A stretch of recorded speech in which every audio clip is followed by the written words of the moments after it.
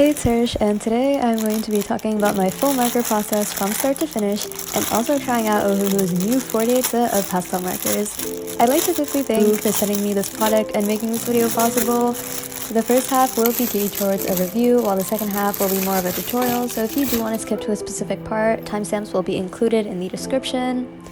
As we head on to the unboxing, I have to say I really love the cases that Ohuhu use because they're great for traveling, and I like that it's like a bag rather than a box, like what most marker companies use to store their alcohol markers. It's a lot easier to find spaces to store bags in, I think, and I don't know, I just like the vibe of it better. When I first opened the bag, I have to say I immediately liked the color range. Although this is a pastel set, it does have 48 colors, meaning there is also going to be like more midtones rather than strictly pastel colors, which makes the set a lot more versatile and fit for beginners. The first thing that comes in the bag is clear marker bleed film. These are an absolute lifesaver, and all Ohuhu products come with one of these. I use them for every single drawing I do because they stop markering from bleeding onto the next page. I have two other ones, but they're getting pretty old, so I'm excited to replace it with a brand new one. Next up, we have two swatch cards where you can test out the markers. I recommend that you also do it on your sketchbook paper just to double check, but I'm starting to prefer the cards because they're a lot more portable and they're actually more similar to the paper I'm using right now to draw. There's also this little booklet containing information on the markers, and here I'm going to be showing you guys what the markers look like close up. It has an oval-shaped barrel to stop it from rolling off the desk, as well as two indents, which I assume are for design purposes. This marker is actually dual-ended, and in this case it has a bullet nib and a chisel tip. Comparing it to one of my Ohuhu brush markers from their skin tone set, you can see the barrel in the skin tone set is a lot more rounded, and it also has a brush tip rather than a bullet nib. Another thing that I like about Ohuhu markers is that they do include the color names on the cap, and I find it a lot more memorable than just looking at letters and numbers. So I am going to be swatching on the cards that were given in the set because, like I mentioned before, they're more portable, and I just find it easier to look at them rather than flipping through my old sketchbooks to find the right page where I swatched all the markers.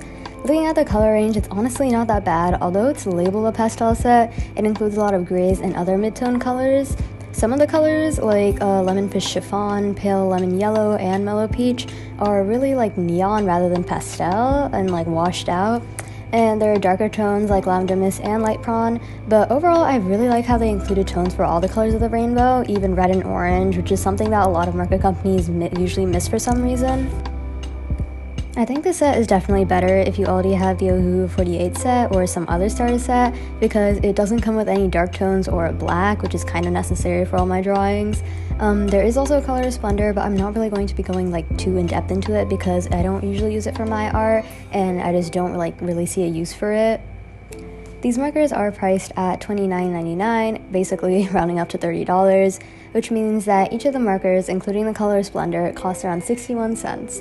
From my view, this is actually a really affordable price because many marker companies price their markers well over $1 per marker, and also the quality of these markers are still like really good. They don't degrade just because they're less expensive, and like compared to something like COPICs, which are almost $7 a marker, I'd say that these are definitely worth the price, and I'd say that they're definitely one of the more affordable options in the alcohol marker community. Now, as I'm finishing up the swatches, here's how they turned out. I did mainly use the chisel tip to swatch all them. I have to say I really like how firm it is, and it also fills up a large amount of space in a small amount of time, so I'm really happy with how the swatches came out.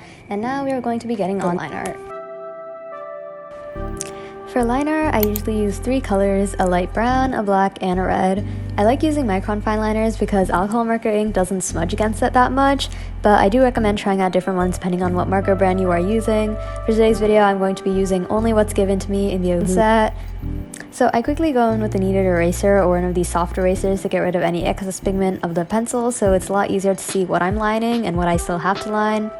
For the softer parts of the drawing, I use the red and brown, and for everything else like the clothes or hair, I mainly use black because I like the contrast that it adds to the piece. I also like using the black liner for the eyes because it makes them pop really well, and that's also one of the centerpieces in most of my drawings.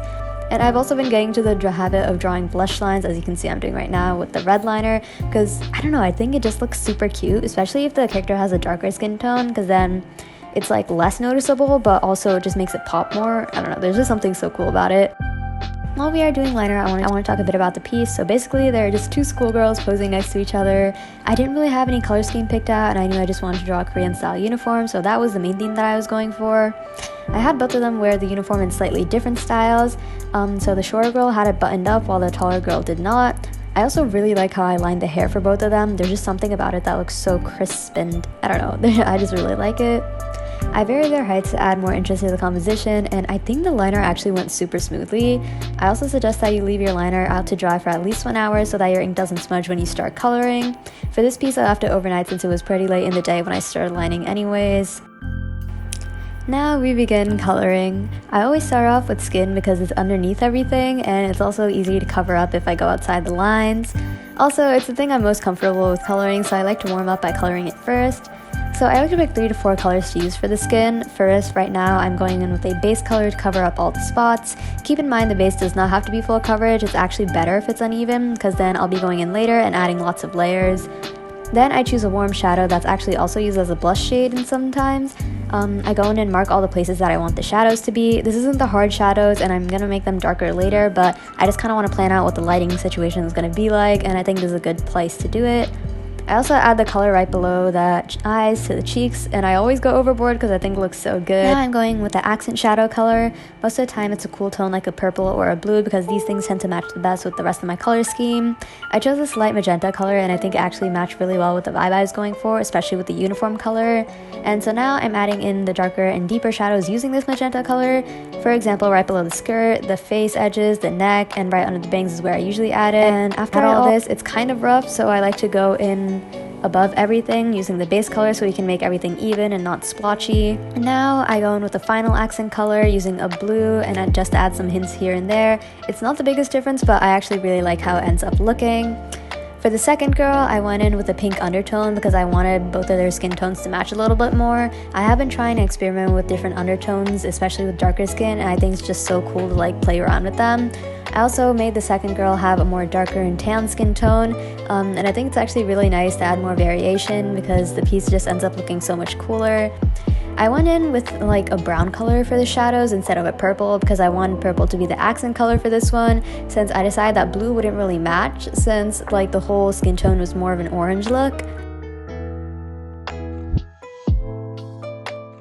Now for the eyes, I do go in with a purple color to add more shadow to the base.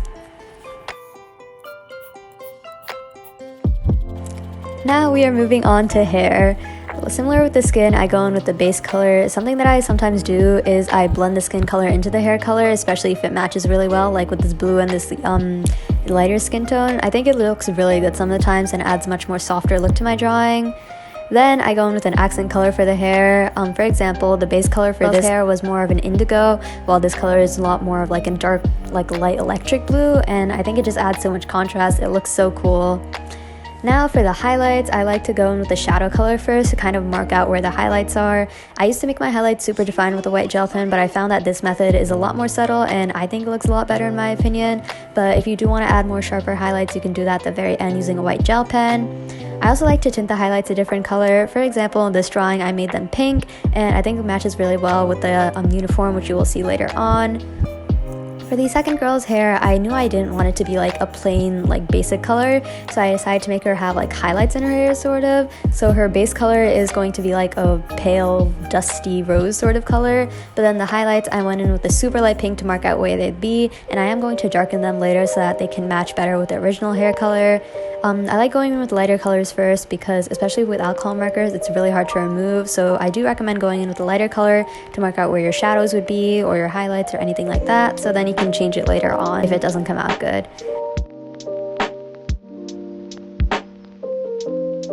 Now I'm going in with the base color. You can see me blending it in, and I am like erasing some of the highlights if I think that there's too much. Now the method that I use for blending is I go in with the shadow color and then I go in with the base color right on top of that.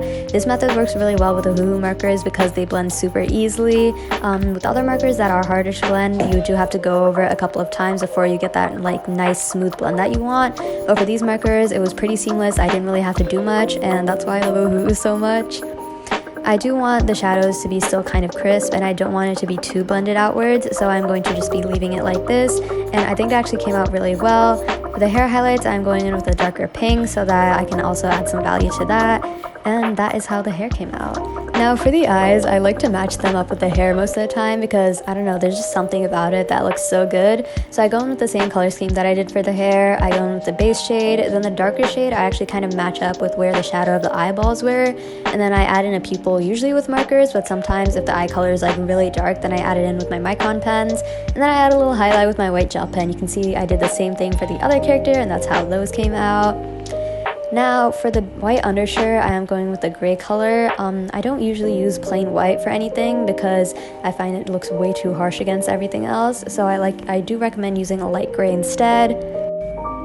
Now for the jacket, I use the same magenta skin color shadow that I used for the first girl because I think it matched the color scheme really well, since the second girl did have like a purplish sort of toned hair and the first girl had like pink highlights in her hair, so I just thought it'd go well with both of them. And the purple was also already being used a lot in the drawing, like I mentioned before, for a lot of the shadows and other things. So I did want to neutralize all the colors because right now it was looking like a lot of color pop and there is just like no place that your eyes can rest. So I did use a darker gray for the skirt and also the bows that both girls were wearing, so it would also kind of match with the white shirt that they had on. Also on the skirt, I did add a stripe of magenta because I wanted to make it apparent that the outfit was like meant to be worn as a set together. And I also saw it on like the Pinterest outfit that I saw the other day, so I thought it'd be nice to use it in this piece because I thought it'd look nice. Again, I don't really worry about the first layer being super smooth, especially with clothing, because I add tons of extra color and details, so I like making the first layer more transparent, if that makes sense. I continued using cooler shadow tones like I did for the skin and the hair, so I did end up going over the skirt with a darker blue and for the shadows. So basically I just went between the ruffles that I drew and also the top of the skirt and like where the jacket kind of meets the skirt, because that'll probably cast a shadow. This piece doesn't have any super hard lighting, so I just kind of guessing where the shadows would look best and like what would make sense. It does take a while for you to like learn where the shadows would go and what looks natural, but I think I'm at the point where like I kind of know, I have a sense of where things look good where. For the shadows and the jacket, I used a super saturated pink tone because I thought I was looking a little dull compared to the other colors that I used in the drawing. I just randomly scribbled everywhere and eventually went over again with the base color. I really like the effect it created because it sort of looks like watercolor-y in a way. I'm not sure how to describe it, but the way that the colors blended together and spread out, I'm really happy with how it came out. I went back and forth between using the same base color and also the really saturated one until I got a result that I was happy with. Now the background can literally make or break your piece, so definitely think about it before just going straight into it.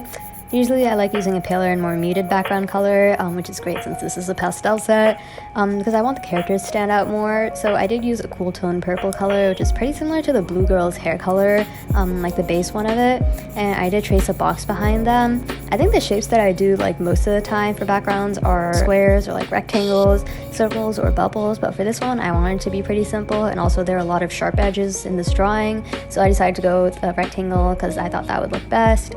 Then I went in with a white gel pen to fix everything up. This is my favorite part of the entire process because it's just so rewarding and you get to clean up everything and make it look pretty, and I don't know, I absolutely love this step.